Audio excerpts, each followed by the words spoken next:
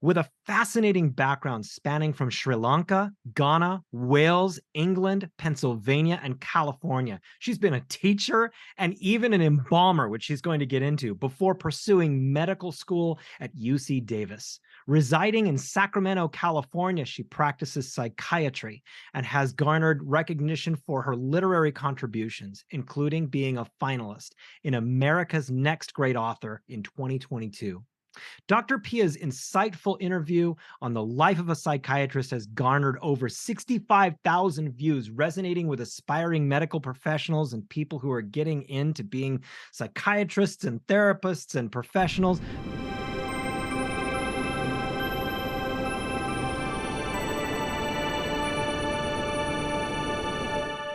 Dr. Pia, you and we worked together at the River Oak Center for Children a number of years ago. I got to know you. We had mutual clients, and I just loved your wonderful patient-centered approach and the way that you just truly you care about people, you spend time with them, you make time for them, and there was always time on your schedule for seeing people that really, really needed it. And so you've approached your career from a place of heart and a place of caring for people. Can you talk a little bit about your practice now and what it is that you do?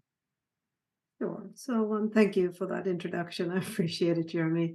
Um, I love what I do. I work as a child and adolescent psychiatrist. So basically, my youngest kids are as young as 4. My oldest ones are like 20 something. You know, and I see them for what's called medical management, but I always spend like the first 5 or 10 about on medical management and the rest of the time on everything else, because as you and I know, there's a whole lot more to it. So I love working at River Oak. That's where we met, Jeremy. And what I like is that I have the team with me. So maybe I can only see a patient once a week, or once a month. And in that time, I can talk like to the therapist. What happened when you were speaking to this kiddo? Did something else happen? So I like that ability that I have the whole team backing me. So if someone on the team, let's say a therapist says, "Oh, we are using patient PCIT," I'll say, "Oh, so you're working with the parent on this," and so together we work with a more cohesive approach to the patient. I only work 3 days a week, but I do like to spend a lot of time with each patient, and I love what I do. So that's pretty much it. One of the things that I work with people on is truly embracing their values. And you have a couple of values that you use in how it is that you work with people. You're so compassionate and you're so kind with people. And I loved how you didn't do any thinking about exactly what to prescribe until you really knew somebody's full story and full what are the stressors, what are the things that the child is going through, what's the parental dynamics and everything like that. Can you talk a little bit about the values that you use as a person in just practicing as a doctor? Okay. In terms of my values, I think the most important thing is to alleviate suffering. And I remember when I first had patients, I was thinking, oh, the parents are the enemy. It's all about the kiddo. But I realized that your patients are the parents and everyone else. So when I meet people and I'm saying, hey, well, let's do this evaluation, I usually do a 2-hour evaluation, which involves the parents and the patients. And I tell the parents, who are always nervous, like, oh gosh, this doctor's going to medicate my poor little kiddo. I say, I do not like to medicate kids unless everything else fails or everything else has failed. So sometimes I can do this 2-hour evaluation and say, I don't support medicine for your kiddo. So I usually debunk that myth that this person's going to, put my kids on pills. But what I do is I spend the time, because I've already got information about where the patient is coming from, the notes from the hospitals, then the notes from the parents. And sometimes I have to do this over 2 sessions. And I always tell parents, this is an ongoing learning. It's just the tip of the iceberg that you're bringing today. I believe it takes months, maybe years sometimes, to truly understand the dynamics. So I believe in, taking care to really get a good history. And then the other thing that you learn in school is you've got to learn to walk the tightrope of caring a lot, but not caring too much, in which case you'll be sobbing every time, and not caring too little, Jeremy. So it's really important to manage that tightrope for yourself as you hear all these stories. And I always, in my initial evaluation, try and talk to the child alone, because often things come up that they have not told a single person. And that to me is the heart of getting to know someone. I see people as jigsaw puzzles, and it takes a lot of time to get all the pieces together. Well, your whole life has been this gigantic jigsaw puzzle or tapestry that you have written about in this wonderful, soulful book that is available now on audible.com. And it's called The Fortune Teller's Prophecy. And I guess let's kind of go back. Where did you grow up? What was your life like? Where did you start out in life? Okay, it's a long story, so I hope you've got time. I started out, I was born in Sri Lanka, which is a little island off the coast of India. Yeah. And when I was 6 months old, my dad took me to, my dad's Hindu, my mom's Christian. Well, my dad snuck me out to a fortune teller who told my dad, you know what? This girl, she's going to be a doctor of doctors. So we were, in Sri Lanka, being a doctor is a big deal. So Sure. I was told from the time I could barely speak, you're going to be a doctor one day, you're going to be a doctor. And I grew up, we can talk about how I got into med school later. But anyway, I grew up in Ghana, and my parents grew up in Ghana. So they were there from the time I was 6 months to 20. I was in Ghana, in Kumasi, a little town about the size of Davis, California.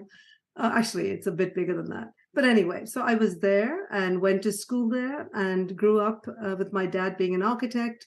My mom was a teacher, and those people, are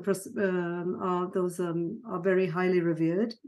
Being a teacher is very highly revered.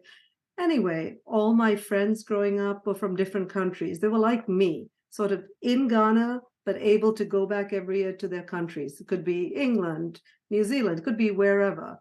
And so that's how I grew up, getting to know the rest of the world, but sort of being in a weird place, as in I didn't really belong in the Ghanaian sense. I didn't really belong in the Sri Lankan sense because I'd left it. But I was there with all these other kids who really would go back to home. And so you never really knew where home was. And then I got into medical school. In the Ghanaian system, it's like the British system where you don't get a first degree, but you just get you have to get into med school when you're like 17, 18. And so it was great. My dad was like, see, the fortune teller's prophecy is coming true. So we were all excited. I had actually preferred writing and those sorts of things, but anyway. So then what happened was the economic situation in the country was getting worse and worse. By the time my parents decided we've got to leave, there was no sugar, no toothpaste, everything My was not gosh. available. Yeah, it went, so it was very hard. So you had to, which is a good thing, you had to know your community. If you knew your neighbor had bought a whole bunch of flour by waiting somewhere, you say, hey, I've got rice, you got flour? So it led to a kind of a bartering system, but it Yeah. also led me to truly appreciate the value of community starting from there. So it was all set up. We were going to go to America. My dad, his sister lives in Davis, California, or lived. And so the plan was the whole family would go there. And guess what? Halfway through med school, I could get a degree. It was called a Master's of Human Biology, a bachelor's of Human Biology. So I thought I'll go ahead and go to America with the family. And How then old are you at this point? 18, 19, I think. Okay. Gotcha. Sorry, by the time I decided to leave, I was about 21, 2021. That's right. So my dad got a green card for the whole family. And I was going to finish my final exams for the third year. Then I'd have a bachelor's. And we knew in America, if you have a first degree, you can then apply to med school. So that was the grand plan. The family leaves, they go away in January. when I was 20, 21, 20. I'm trying to think about when it was. Not very good with numbers right now. But anyway, so I decide I'm going to stay. And then just a few weeks before my final exams, there was political unrest. There were a whole bunch of coups, stay back in the house. You couldn't all the universities closed down. So I'm thinking, hello, I just wanted to stay behind for this one test. And I waited, and I was staying with friends from Germany. I was waiting and waiting, and the months were going by, but the universities hadn't reopened. And I believe it was one of the first times in the country's history that so much political unrest was happening that they didn't open the universities. So this realization was like every day we were scouring the papers. Did they open? Did they open? And so I decided, I'm done. I'm done waiting. I'm going to go to America and get back into school and do what it takes to try and apply to med school when I get there. That was the plan. Mm-hmm. So I packaged. I said goodbye to Ghana, goodbye to Kumasi, and went to the capital, Accra, which was where the green card was. Went to pick up the green card, and I went to the American embassy. This is kind of where my book starts, actually, around that time. And they're like, we have a problem here. And I said, a problem? And they said, yes, we've realized that we have made a mess with your green card. Your dad applied for you when you were under 21, but you are now past 21. So it won't work. And I said, but it's you bungled it, So Yes. and so basically they're like, well, we can't do it. And I said, well, how long is it going to take to fix this? I've got my stuff packed in the suitcase. And they said, oh, it could take a year, 2 years. And I said, I have no money. I have no family. I have no Oh, place to stay. In Sri Lanka at the time, we'd gone back and forth, but there was fighting. There was a civil war. yes. I was essentially a refugee with no country to call home, and nowhere to stay, and no income and no job. And so they, bottom line, told my dad, told me, well, do you have friends in other countries? And I said, yeah. And they said, well, do you know someone in other? And so I said, England. I know some people. And a long story short, I ended up being stuck in England for a year and a half, a year and a bit, waiting for my green card. And in England, I'm not allowed to work. I was just on extended visitor visas. So by Oh, the so that's pretty much the story of leaving Ghana when I left, and then a whole lot more happened after how that. profoundly frustrating. It was. And It and was and so very you're hard. you're in England. Right. What do you do? Actually, You Wales. Yeah. do you stay with friends? Yes. So I stayed in Wales with friends that I had known before from Scotland. So I stayed with them. They were wonderful. They opened up their home to me. They had got an inn in the Gower Peninsula, which is just extraordinarily beautiful. So I was living in this la la land of beautiful surroundings, but missing my family like crazy. So every time little letters came from America, I was like, oh, I really want to be doing something with my life. Yeah. So I ended up being just volunteering to be an organ player in the church with like a few, like 10 octogenarians as my audience. So it was fun. Yeah, and it's just unspeakably beautiful there. I've been many times back there, but I couldn't do anything. I couldn't I couldn't play the piano. I couldn't. I just played the organ, and I just walked in the morning when my friends were busy at work. So No. I mean, the thing that kind of like rings to me now is that if this was occurring and you were stuck in a different nation and you needed to get started with a degree, there's always the online option that is available, but you're talking about a time when that was not what was done. And so you're kind of stuck waiting. What was it like for you, just waiting, like, is this new life that I want going to happen? Was there a fear that you were going to end up back in Ghana? Like, what was the fear for you in this? the fear was that I was wasting my life doing nothing. I like to be productive. I like to be doing things. And so just taking like miles long walks every day just felt like, what's happening to my brain? And Mm. any thoughts of becoming a doctor were like gone because I Oh, knew even when I came to America, it would mean I'd have to go back, take prerequisites, get a degree, start up, with foreign qualifications. Who's going to look at you? So gradually I was beginning to think that this is just a time for plan B. And I didn't know what it was. right, And I felt like such a burden. My friends never made me feel that, but they were paying for my house. My parents didn't have enough money to support me being there. I right. paid nothing for a year and a bit. They took me under their wing. What They were amazing just people. they are amazing. They are. Yeah, yeah. And so, what happens? Do you finally get the green card that you need to go to the United States, and what happens there? Yeah. So the complication is my ex-husband. So my Okay, ex-husband is someone I met in Ghana and met again in who came to visit my friends.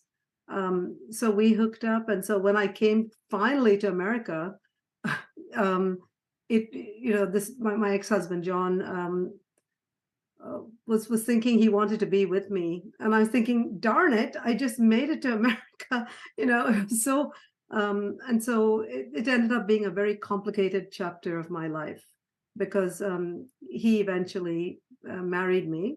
He came to America shortly after I had been here, and we went to England, and then I was married to him for some time after that. So it changed my life in that way. But I came here thinking, oh, okay, I'm going to go back and get into classes, and I got into UC Davis. So I arrived in July of that year. I think it was 83, 84. Yeah. In July of 84, I arrived, and then I got into UC Davis and was doing classes for a bachelor's in physiology.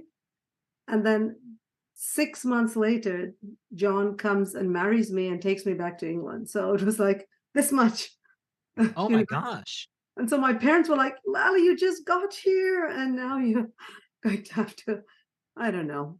Anyway, so my life took a turn then. Was this a youthful decision? Yeah. It was a Okay, youthful, people make mistakes. That was a big, big, bad mistake. He was like 19 years older than me, my parents' okay. age. It was a Yeah, bad mistake. yeah. And so you're married, you moved back to uh was it Wales or Canterbury. okay, okay. And what goes on there? I have nothing to do. I'm back at square one. You're So back I at square am one. the typical housewife. I see. You know, he's a professor of accounting over there, and I cook and I play piano 6 hours a day. And I'm basically he said, Lally, we're going to go back to America. So he had me apply for him to come to America on a green card. All And right. so we were waiting for him to come to America, which happened in a year and a half. So he could Boy, come. we're talking about several years of um it has to be frustrating to you Yeah. just in this time when it just feels like a half a step forward and then three steps back on a lot of stuff. Yeah. And you fall in love, you marry a man, it doesn't turn out to be the life that you really feel in your heart is right for you. Exactly. And so then are you still married to him when you come back to the United States? Yes. Okay. And All then right. we have nowhere to stay. So for the next 5 years, we're living with my parents because he's not able to find a job. And he's yeah, so it just becomes a different life. And it's all chronicled in my book. It's been, narrating the book. It was painful. I had to say, stop. Let's not Mm. talk about this for a little bit. But that's what happened. And when we came back, I actually went back to UC Davis and I finished my bachelor's in human biology. And then I went to Pennsylvania with my ex-husband to do a master's in physiology in Pennsylvania. So I at least got I wasn't thinking med school. I was thinking, darn it, let me just get a job and go and find work. Um, So I've got some questions for you sure. about Okay. this period of time in your life because Okay. um you have these dreams, you have this prophecy that is kind of hanging in the culture of your family and everything like that. So you're dealing with years worth of kind of setbacks and not being exactly where it is that you wanted to see your future going. And I mean, what was it like inside you when you were just kind of watching time go by, like month after month, going, what am I 10 years from now based upon who I am now? Yeah. You're talking about when I was in England. When you had moved back to the United Oh, States. right. Yeah. Yeah. When I had moved back to the United States, I was starting to question who I was. You know, John, my husband then, was making all the decisions. He was like 20 years older than me, and so he would say, "Yeah, we're going to do this, and then I'm going to go to Pennsylvania." And I was just sort of along for the ride. And I was starting to think, I wish I could be more. I'm not going to be a doctor now, but I was wishing that I could be more, do something, not just be a housewife and tag along. And so, when people told me, yeah, I'd say, yeah, this fortune teller told me when I was a kid I was going to be a doctor. I'm laughing, look at me. It's such a long road. There's no way I'm going to go into that. But there was a part of me that felt I could do more and not just be a backdrop. Yeah. Yeah. And it sounds like it always lived in you. And then something something inside you made you start deciding, I need to make some big decisions for myself. I need to start going in the direction of what my values actually are. And so, what was awakening in you during this period of time where you were starting to recognize that you needed to embrace your own value? So it started with basically the breakup of my marriage in a way. I had now moved to Pennsylvania, and I had two small children. One of them was 2 years old. One of them was a few months old. And I said, John had gone to do some kind of interview in England. And so I said, I'll go and stay in California until you come back. I'll have someone to help with the baby, my mom and dad. So I came to California, and I got the call. There's a chapter in my memoir called "The Call." Um, Cool.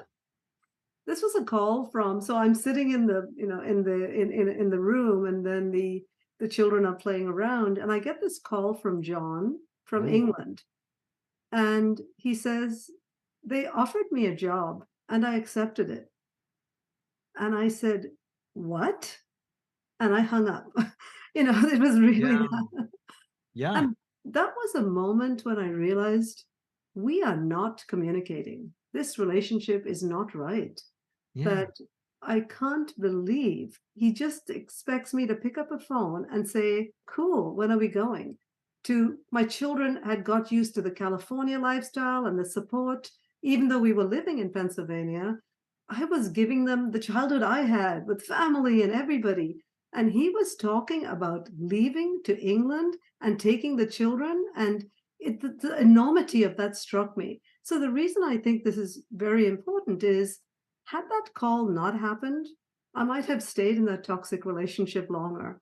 There's more about it, obviously, in the book, but it Yes. was a moment when I had to make a decision that evening. And I still remember how it's all in the book about how I just go out into the backyard and I'm thinking about everything. And I have not just me to think about, but my kids. And it's such a humongous decision to think, you know, I don't want to be a person who gets a divorce or anything like that, because in my cultural values from Sri Lanka and family values, I was the eldest and I was the one who was going to tell everyone, this is how you do it. I put on such a good face. Apart from my very close friends, everyone thought the marriage was doing just fine. So it was a huge decision I made that night after the call, to go a different way, even though it was going to be harder. I thought, I can't put my children through this. It had just not become very, very friendly in the house. I decided I had to make a change. So I'm thinking that what we're talking about is the late 1980s. In you having It's 94. parents. 94. Okay. Yeah. Parents and a family that have very strong cultural values about what family actually is. Yes. And you and what a woman is. And so there you are, um, looking at being a single mother in the 1990s, first generation immigrant to the United States. You have two children. And are you working at this point? Oh no. Okay. All right. So you have to start from square one. You've Right. got some education, and now you're as alone as you've kind of ever been with, Right. with the exception obviously of your family and children, but you've got the world ahead of you and you're starting from square one. And so you've got some decisions to make and nothing is going to be easy. Did you have this sense that you felt free and that you could now move forward unencumbered, or were you scared? Scared as hell. I was scared. I didn't even have a home, right? We didn't have a house because we'd been living with my parents. Yeah. So I had no house, and I actually now had 2 degrees. I had a bachelor's and a master's in physiology. So I figured, well, I could find a job, but what about the kids? What about money? Is he going to support us? Because I refused to go. It was scary.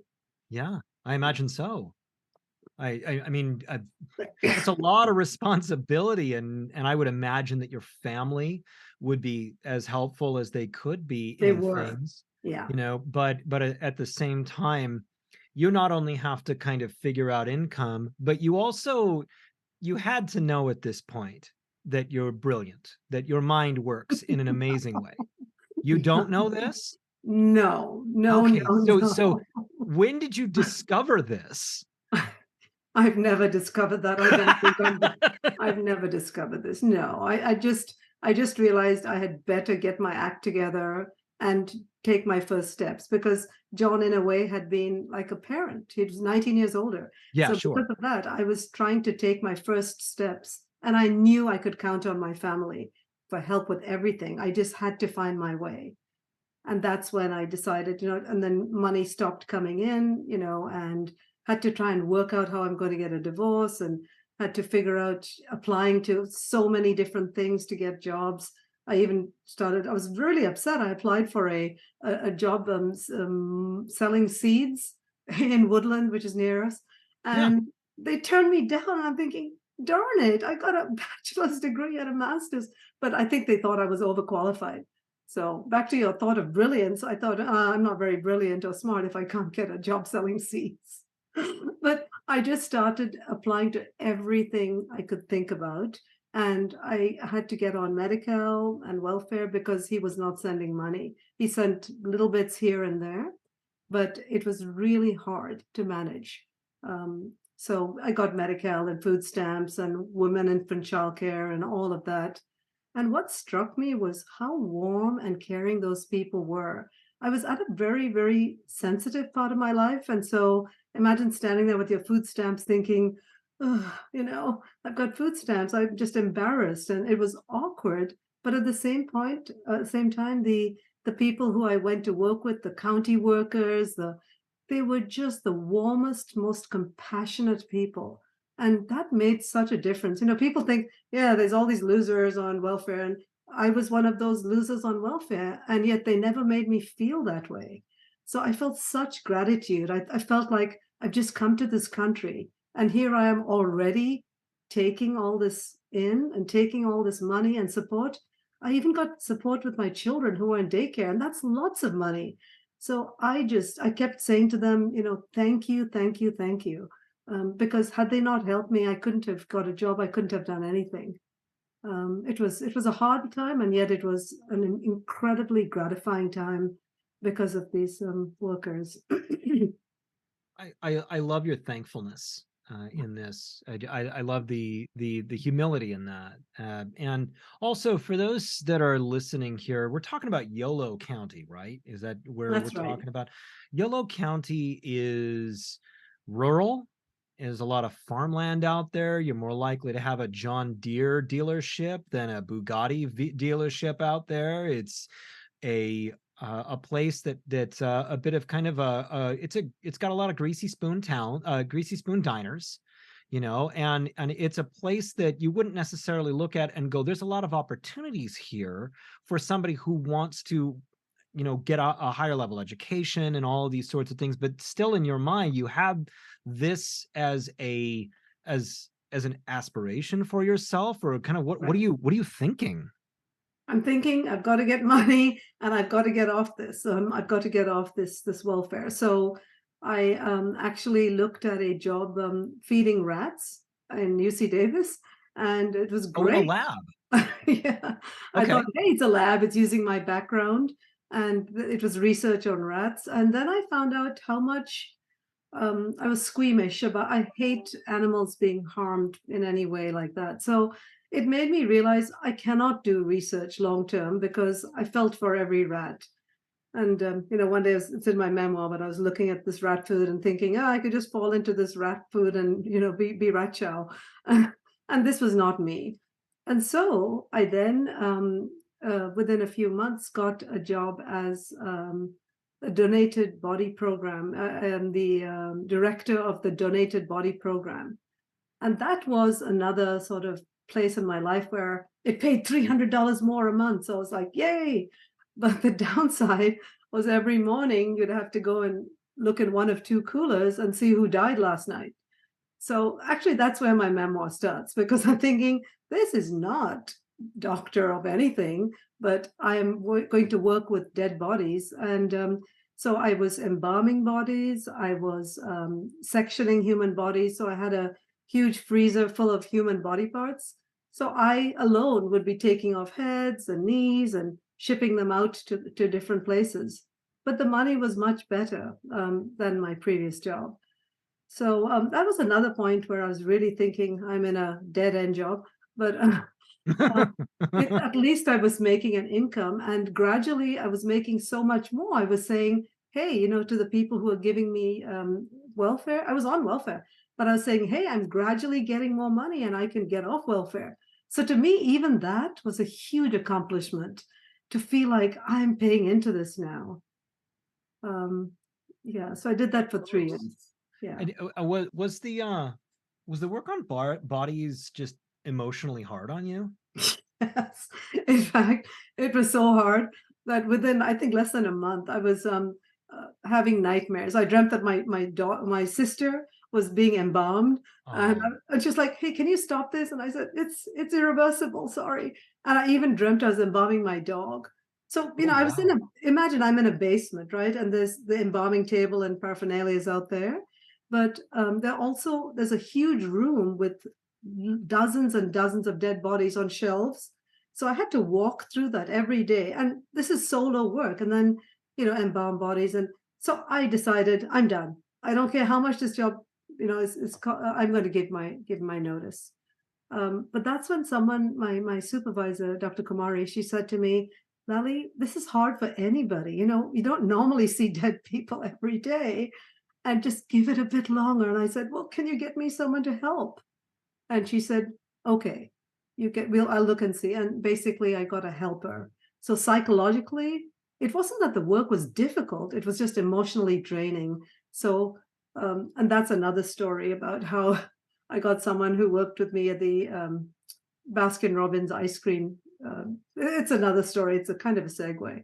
Go But for it. you want me to go for it? Okay.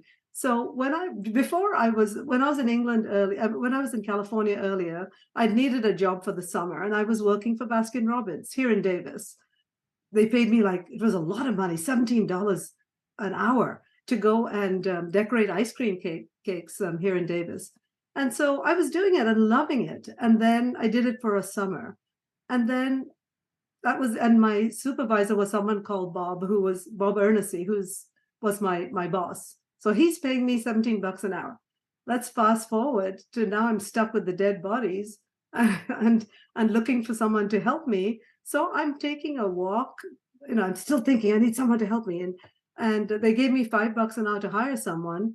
I meet Bob, who is the person who was in the ice cream place, and he's now thinking he wants to go to nursing school.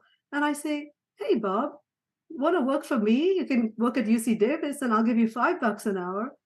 And believe it or not, he said, sure. And for him, that was a moment that was important for him. So here people meet me. We're both, cutting our bodies and say, how did you meet? And I tell them the story of he was paying me 17 an hour, and now I'm paying him 5 an hour to cut up bodies. So he worked with me all the time I was there, and he went on to nursing school. And he's a nurse now working for UC Davis. I mean, I'm just thinking how random it is that happened. Of But course. yeah, but when I knew someone is there, I'd put napkins over the head when I'm taking heads off. It was so much easier that someone else was there. And I transformed the place. I had even third and fifth graders come in for tours. I talked to people about how much you can do when you die. After you're dead, your body keeps teaching. We had people who are, dead 30 years before, and I'm still using their body parts to teach med students.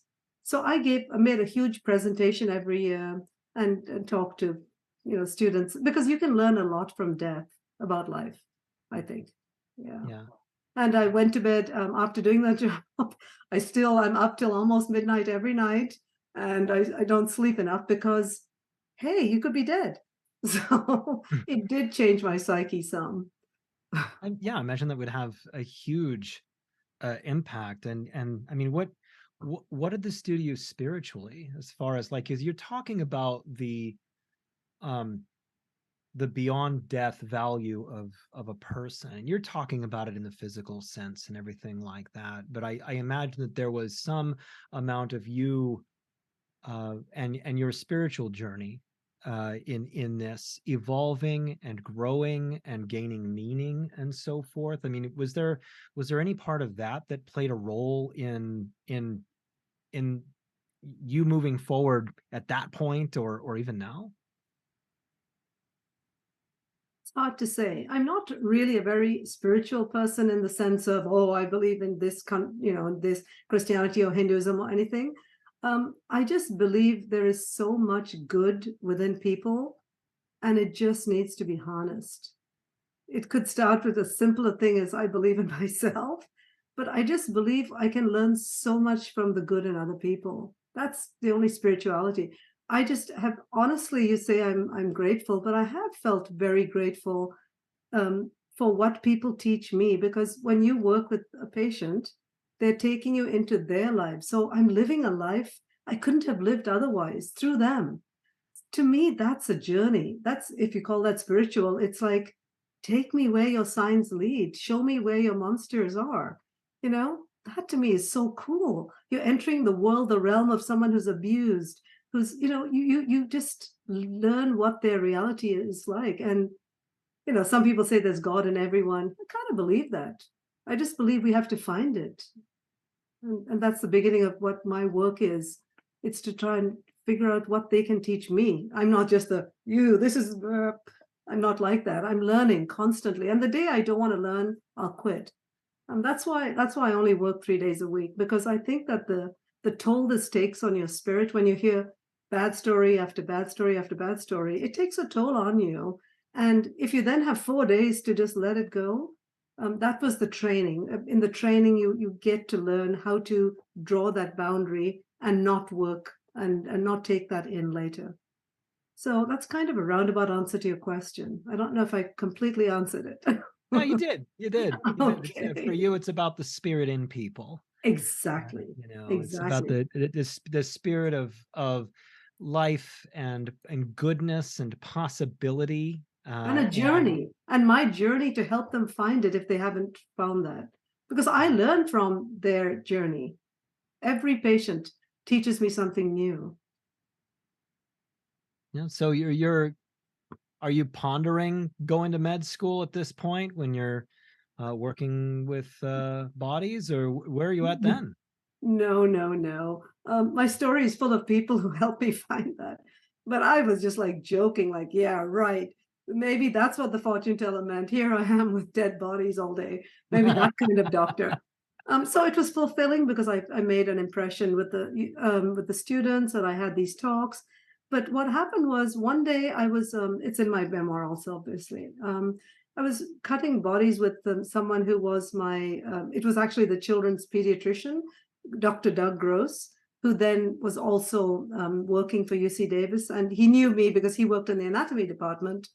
And so we were preparing bodies together. And then he just looked at me and said, you ever think about med school again? And I said, ha ha, I'm 32. Are you kidding? And he said, no, I'm not kidding. UC Davis takes in older people. And that sparked an interest in me, like, what? Could I do it again? Could I go through the whole 9 yards? And he said, hey, I'd write a letter for you if you want, because, we like you working with you. You're dependable, blah, blah, blah. And so that set something going that night when I got back, and I just thought of how much I had actually wanted really to be a doctor, but put it away as it's impossible because life hadn't allowed that path to happen. And that's when I actually went for it. I thought, oh, I'll have to, I'm older now. I'll have to go ahead and take Kaplan and learn all this basic stuff. But it's kind of, Jeremy, it's like you work on so much that the wheel starts to open itself up to possibilities. So I thought, why not? Right? This is the idea of let me try. And so I did. I mean, and that was my path. I mean, it took me a year or a bit after that, but I felt on a mission again. And even then, because I'd had so many things go south, I thought if it doesn't work, I'll, wait a year and I'll apply again if I have to. And so it was really cool how I just decided I can handle it. I can handle disappointment. Because when bad things have happened, you either just get crushed or you think, how do I get out of this? How do I find a way? Yeah. So Yeah. You're being encouraged here, and you're yes. 32, because I've heard this before where you get to a certain age and it's not a good idea to go to med school. It's a very long thing. It's very taxing. You've got children, and it begins to feel more and more not possible for people, but it is possible. And Right. so you apply, and were you surprised when you got in? Yeah, at first I was rejected, and then Dr. Grosser just did, let me write a letter. Come on, you got into Irvine for an interview. Come on. And so even with that, I was like, oh, see, there you go. It's not going to work. But I applied again, and I got in that same. Yeah, I got in, and I was shocked. I was screaming. It's all in my memoir. I've written the details. I was in my car. I'm glad I didn't hit anybody, but I was just so happy. It was such a long road. I imagine so. And was graduate, or not graduate school, was medical school really, really difficult, or did you find yourself really grasping the concepts and getting it and sprinting through it?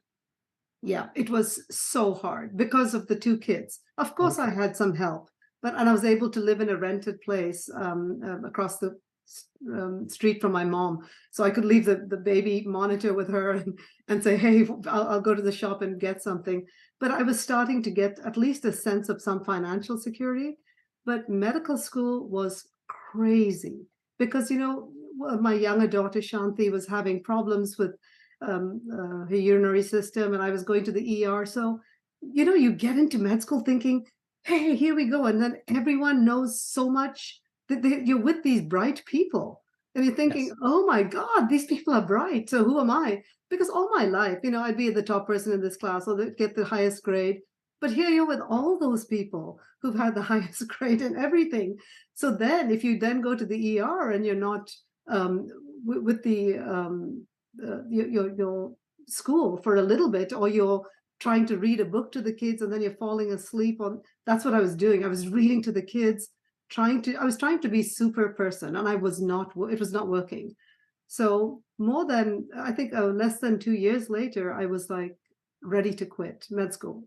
I was thinking that I don't know what that fortune teller was smoking, but I'm not ready for this. I'm not cut out to be this. And that's another reason why I've written the memoir, because I'm sure there's other people in med school who feel like they want to give up. And you Yes. think of the disgrace, you think of, oh, I'll let my parents down, the only doctor in the family. And I felt so down.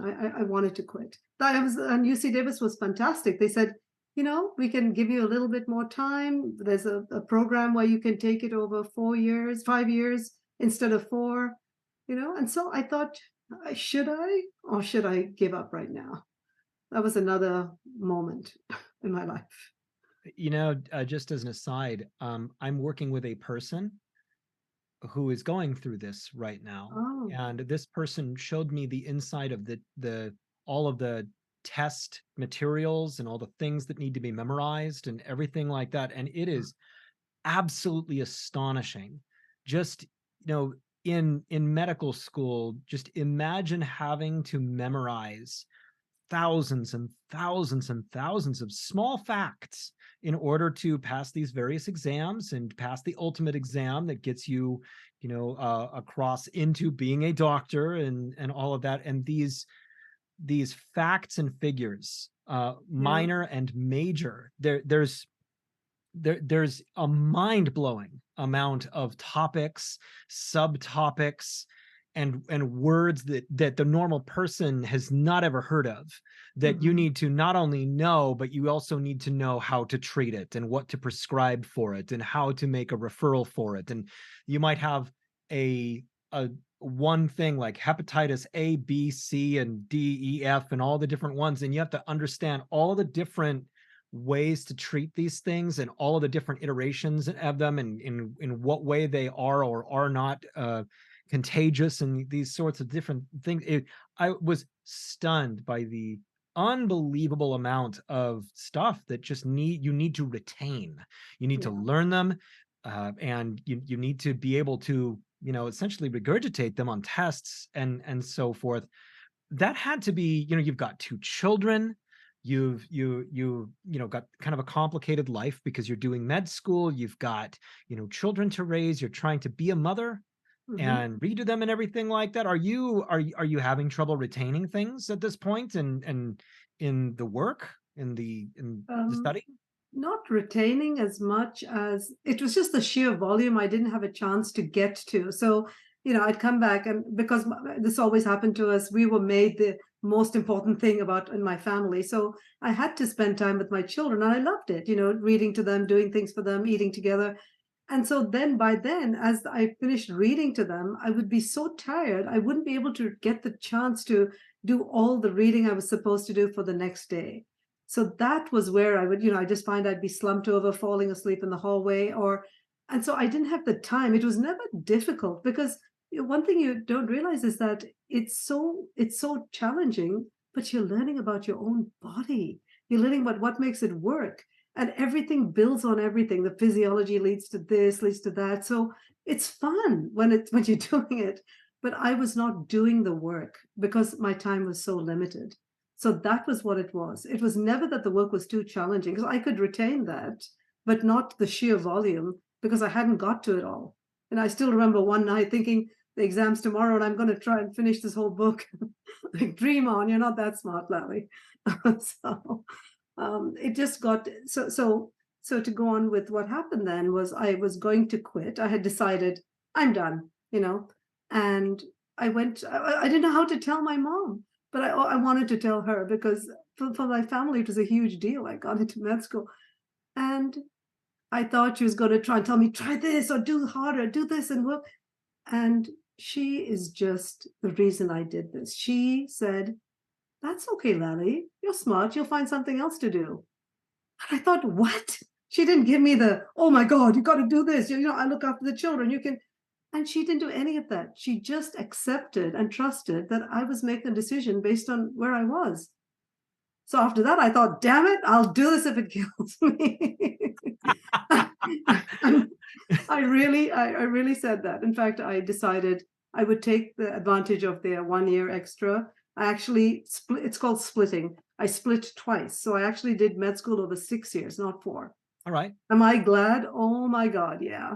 Because I found smarter ways to learn the material. I had to take this time and I did it. And I was a mom. So, yeah, Oh, it was. that's I'm glad that you did that, because one of the things that becomes overwhelming is when you approach something with this is a huge thing mindset. the way to accomplish these things is cutting everything into the small bits, just cutting everything into smaller bits. If you're overwhelmed with a small bit, cut it into a smaller bit and do Right. that little piece. And ultimately with your 6 years, that's what you did. And you did it a couple of times. And so you graduate and you're Dr. Pia, and you're getting into where do you go from there? Are you a psychiatrist somewhere immediately? I know that Oh, there's no, there's no. there's work that you have to do as Right. And so, yeah, and I journal, like, why I chose psychiatry. I was thinking, no way am I going to go into psychiatry, but that's another whole story in itself. It's in the memoir. sure. Coming soon to Estonia, you. No, but the thing is that I eventually decided, I set my heart on psychiatry. And so when you finish med school, people don't realize this, but you have to go to a residency program. That means learning the tricks of the trade and learning the medicines and learning all of that specific to where you want to practice. So if you want to do an internal medicine, then you do a 3-year residency. If you wanted to go into psychiatry, you go to a 4-year residency. If you want to go into child psychiatry, it's either 5 or 6 years. So there are all these other boundaries before you are a doctor on your own. You're all Nice. supervised, and it's a lot more learning. So it's the journey is not done. So I decided I wanted to do psychiatry, which meant, and I knew I wanted child, which means 6 more years or 5. Um, Right. and so I decided to apply to various places, and I applied to UC Davis and San Mateo and some other places. And I liked the San Mateo residency interview, but UC Davis would be closer for my girls who are now going to school. So guess what? I found out that I entered something called the match, and I found out that I did not get. You have to go wherever they tell you, and I got into San Mateo, but not UC Davis. So I'm like, oh my God, I've signed into this, and I didn't want to do this. By this time, I had married my current husband, Tim. I've been with him for 20 something years. So I didn't want to take the children away from where their close ties are, and my mom and my dad and my husband. Um, so bottom line is, I said, I'm not going to do this. I'm going to try and work somewhere else. I'm not going to go into psychiatry right now. I'll give it a year. And so I wrote I called them up and said I loved it, but I'm sorry, I'm not going. Um, and at the same time, I was given 2 opportunities to work with autism and the Mind Center in UC Davis, Yes. and I also got a chance to go to the MPH program. So I had 2 things I could do that paid money. So I thought I'll just get the money, and then I was sitting with that decision 2 weeks later, and my husband said, Lally, I said, are you happy? At least I'm staying with you guys, I'm not going anywhere. And he said, you trained all this time to be a psychiatrist, and you're throwing it away. What you wanted to do, you're throwing it away. And you know what? You made me think it over again. I'm used to thinking things over again.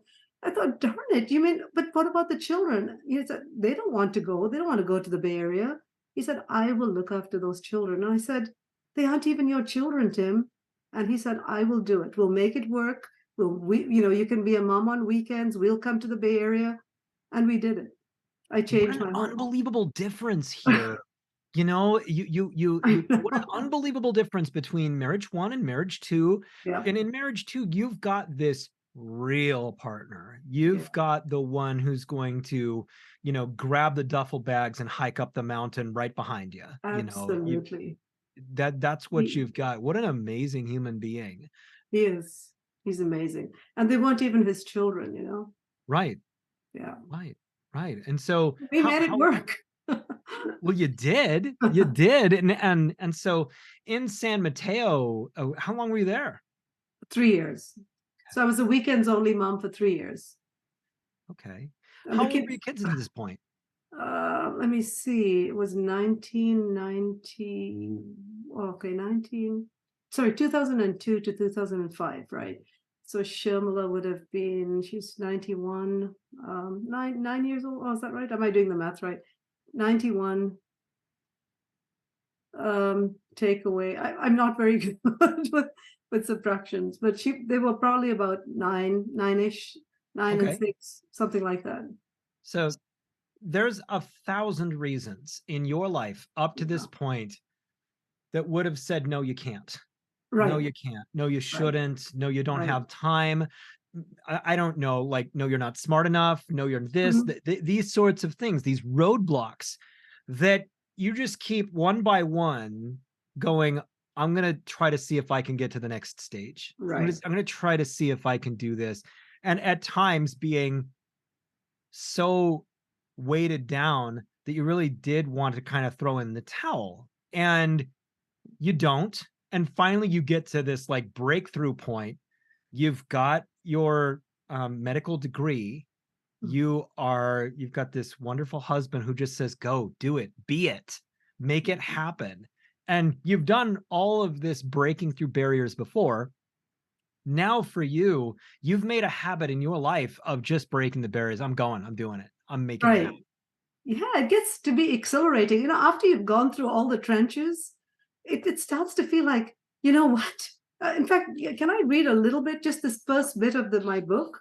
Please. Okay, so it's just something that pertains to this. It's honestly a paragraph. Um, this is the book. It's The Fortune Teller's Fortune Teller's Prophecy. Prophecy, Yeah. available now on audible.com. And in bookstores soon. Okay, so I just started with what we're talking about. If you fall into a dark well, hunt for a handhold. If you slip back down, you'll know where to reach next time, and always lead up and into the light. That just sums up what I was feeling at that time. That is it. I just thought, I have fallen so many times.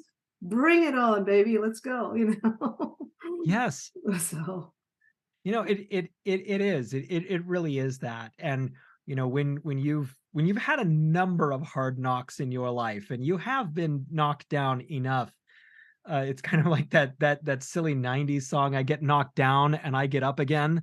The whole thing, and it's a it becomes a habit in your life. right.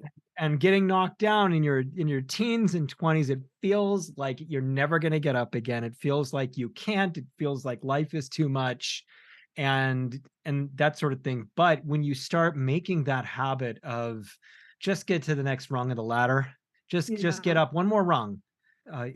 it's a profound approach to life and what you can actually do with it. So you go to San Mateo, you do your work out there, and your children are growing up into their early teen years and whatnot. Do you come back to Davis after this?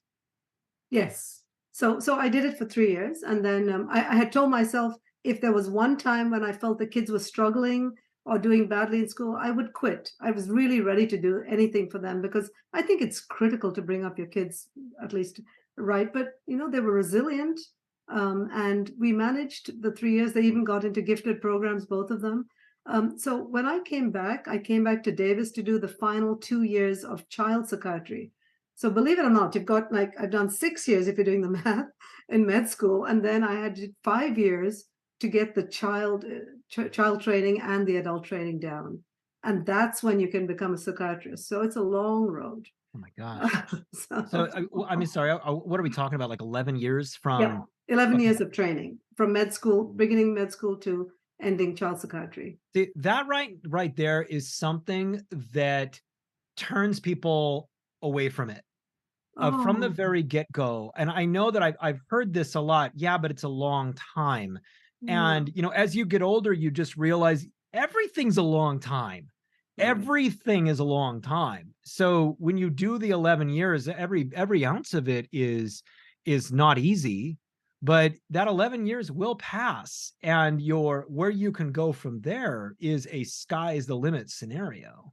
And those 11 years, you are working, you're learning how to the tricks of the trade. Like I said, you're learning how, when so and so said this, what did you say? Because you're writing down what you said. So you have supervision, if you will, but you're treating patients, and that's remarkably rewarding, because yes, you're learning and someone's holding your hand, but you see people get better. You start these relationships with people that mean so much to you, because you realize this is not just books and silly medicines. This is people, and you're changing lives. And that keeps you going. So it seems like a long time, but it's not just books and lectures. There's more to it than that. You're practicing being a doctor. Yeah. Yeah, with Yeah. supervision. Yeah. And I imagine through this, Hmm. you chose a difficult thing, the child and adolescent psychiatry. And as you're going through this, you're affecting change in the lives of families and children, and you begin to develop an overarching philosophy. Now, every professional has a philosophy that they kind of like draw from. Yeah. You grew up outside of the United States, you have, the bumps along the ride that you've had and whatnot, and you're serving populations that every single population has their own struggles and heartache and everything like that. And you begin to develop the kind of doctor that you're going to be. And your overarching philosophy is something that you kind of talked about at the beginning. It's about understanding the whole person, understanding the whole family, being somebody who kind of really joins in with the treatment team to understand the holistic concept of everything. I know that I remember times when I would bring a child in and you would meet with them for a very long period of time and then say, I don't think that medicine is the medication is the right stage here. Let's try this and that. And then let's come back together in a month and talk about where we're at with this and that. And your very holistic and client-centered approach in this is something. Can you talk a little bit about how your personal history has kind of really played into how you doctor? Yeah. Well, that's a tough question. How You're does it welcome. play?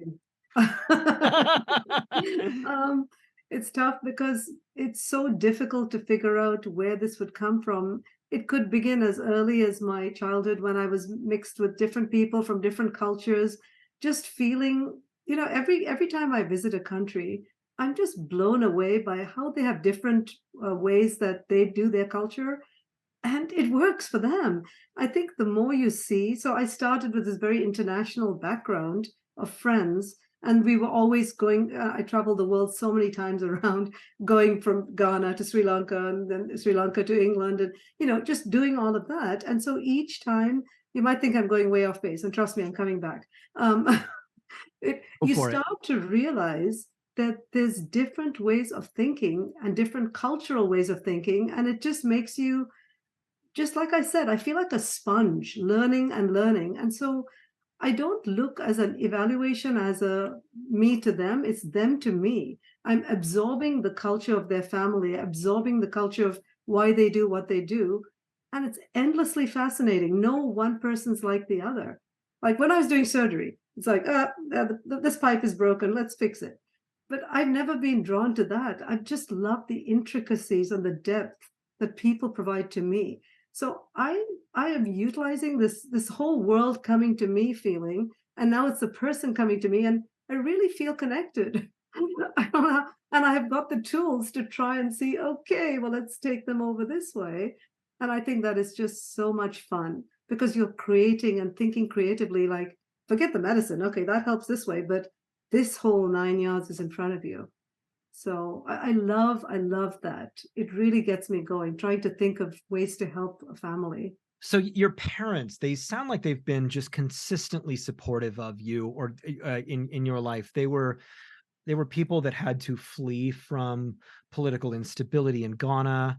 They came to the United States for their own possibilities and their own safety and these sorts of things. You ended up, being near them and whatnot. But all the way along the way, even though you may not have had all the traditional things happen in your life that would spell, what a life is maybe in your homeland.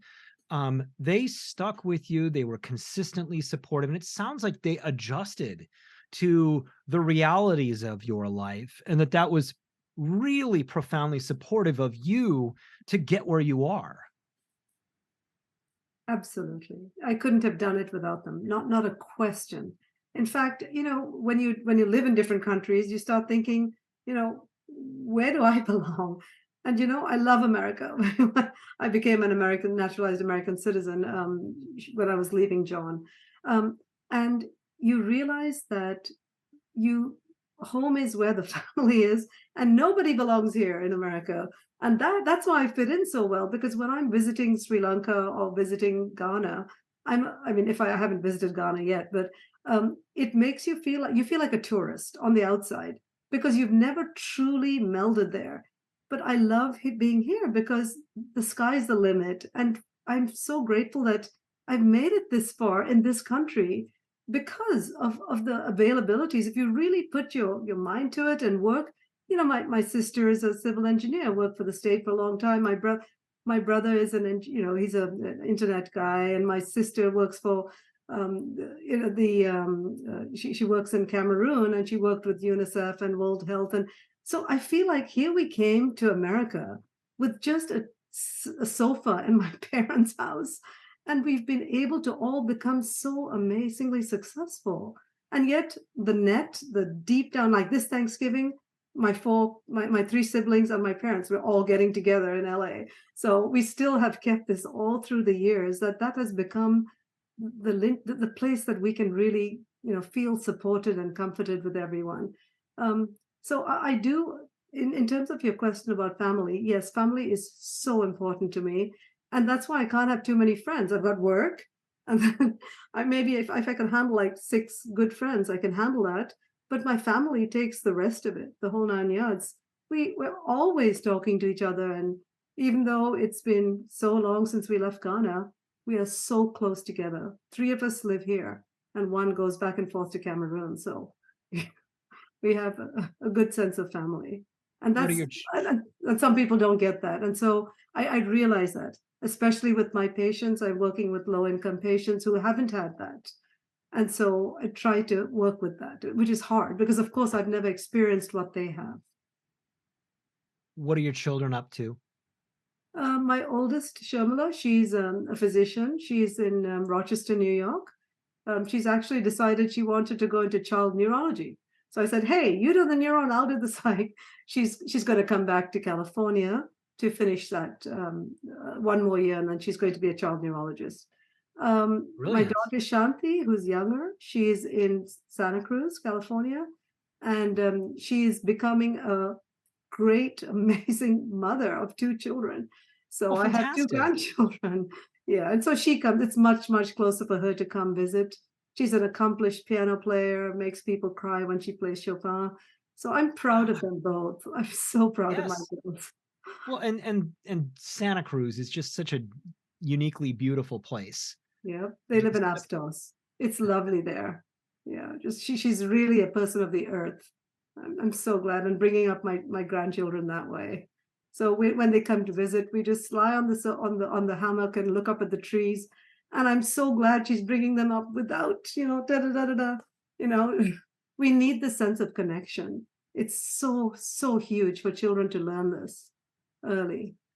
yeah, So yeah. yeah, It makes a huge difference. The uh, children who have a lot of technology in their lives and children who generally have it very limited in their lives, you can see the emotional maturity in the ones that have it very strategically limited to them. We're seeing so many children right now who are so emotionally underdeveloped, and there's a lot of reasons for that in our modern age, but the delayed gratification is something that is not happening with a lot of kids. They constant stimuli right. of a very high and addictive nature for the brain, and children's emotional health is being affected in a way that is just ghastly. And I know that in my county, which is a relatively small county by population, there's been a number of suicides that are of teenagers where nobody saw it coming. And late one night, sometimes even while gaming or something like that, a child will do something and to themselves, and sometimes the other gamers are like, is this real? Is this what's really going on right now? But these children, they have such a short span for frustration, such a short Wow. frustration tolerance, Yes. and so the the propensity for emotional problems seems to be going up so profoundly. And Right. I'm sure that you're seeing that as well. I know I see it on my side. Yeah, absolutely. I will start by saying that the reason I'm staying and loving my job is that children do get better, no matter where they are, no matter how it's keeping me motivated that these kids are getting better. So even when they walk in the first day, the excrement may be hitting the fan, I still say, you know what? Over some time, I'm going to be trying to take you off your medicines, and things are going to get better if you come in, if you take your pills like you. So I give them that first sort of things are going to get better. But in terms of your question about people tolerating, not tolerating, I mean, you have to have things buzz, but it's happening to our society, myself included. Oh, there's a thing from your cell phone. So we are getting so ready for instant gratification, as you point out. And what's worse is, I know the studies are not showing that video games are directly correlated with homicidal behavior. But even in the time I've been practicing, I'm seeing more homicidal kids. Is it because, I've had to call the police many a time, but I'm seeing this, and I think it's very intriguing to figure out what may be causing it. But I think the lack of this warm social family, if you will, is causing a lack of empathy. The immediate gratification is, "Here, give it to me." Not, "Hey, I'm going to meet these friends. We're going to talk. I care what you say." We are becoming less empathic. Well, the children are that are given Yes, this kind yes. of a background. So I worry about that. In terms of suicides, they say there's only two kinds of psychiatrists: ones that have had a patient suicide and ones that are going to have a patient suicide. So far, touch wood, I haven't had a patient suicide, but it's important to realize that part of it is really getting to know what they're thinking about and spending that time to follow their thoughts. So it's very, very tricky. But I'm trying to remember what your original question was because I took it away from you. No, you definitely followed the thread there. Okay. So Yeah. overarching in your life, a lot of people are listening to this podcast who are at the beginning of making major decisions in their lives. And there's a lot of internal voices of discouragement that Mhm. so many people face. The I'm not good enough, the that's too big, the I don't think that I have enough support for that sort of thing. What is it from your life experience that you would impart to people who are deciding whether swinging at the ball right now is a good idea for them, and that they might feel a little bit discouraged at making a big goal? Yeah. I would say you'd have to first look deep inside of yourself. Um, what truly makes me happy? Such a simple question. What truly makes me happy? Is it the time I do this? Is it these people I work with? Is it that? So you've got to identify for yourself what is driving you to get that goal, and what's in your way. So bottom line is, I really figure that once someone has decided for themselves, I'm so happy doing this, um, they need to then look at what obstacles are in the way.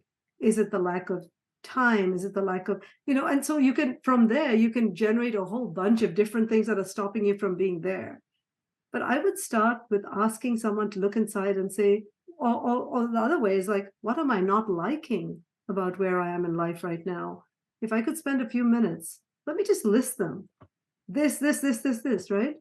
And then problem solve with a therapist if necessary, with a father, with a mother, with whoever, with a therapist helped me understand when I was having that bad relationship.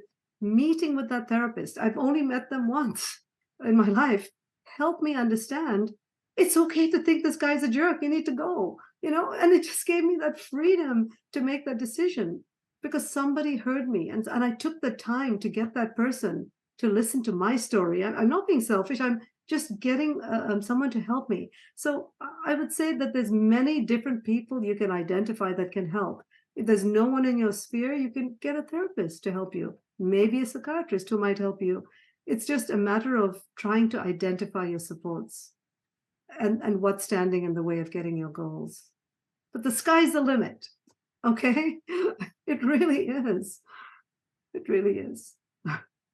Dr. Lally Pia, your story is one of inspiration. It's so human in that your your next stage was never quite written. You simply grabbed a hold of the next opportunity and you just made it happen. Your life has been a sequence of muscle and work and making sure that the next stage of your life is something that you assume control over, and your grace and your ability to overcome challenges in your life is something that is so incredibly inspiring. And I'm so happy that you came here after all of these years of friendship to tell your story. And thank you for being on Mindful Mutiny. Thank you so much, Jeremy. I really appreciate you doing this. So listeners, you know how they say that when you read the book that it's way better than the movie? That's the case here. This was a crash course on Dr. Lally Pia's life. Go get the book. It is available. The Fortune Teller's Prophecy. It's Yeah. on audible.com right now. And Dr. Pia, it's going to be April 30th of 2024 that this is going to be out on hardback. Is that how it That's right. works? Yeah, the paperback is out on the 30th of April. And Gotcha. but the Audible is available now. Me narrating, and my husband is the sound engineer. Enjoy. Fabulous. I'm gonna have to talk to you about that because I've got a book Okay, coming out too. cool. So everybody, thank you so much for listening. Make sure to like and subscribe and leave a review on my podcast wherever you are listening, because that really, really helps. Now go be something great.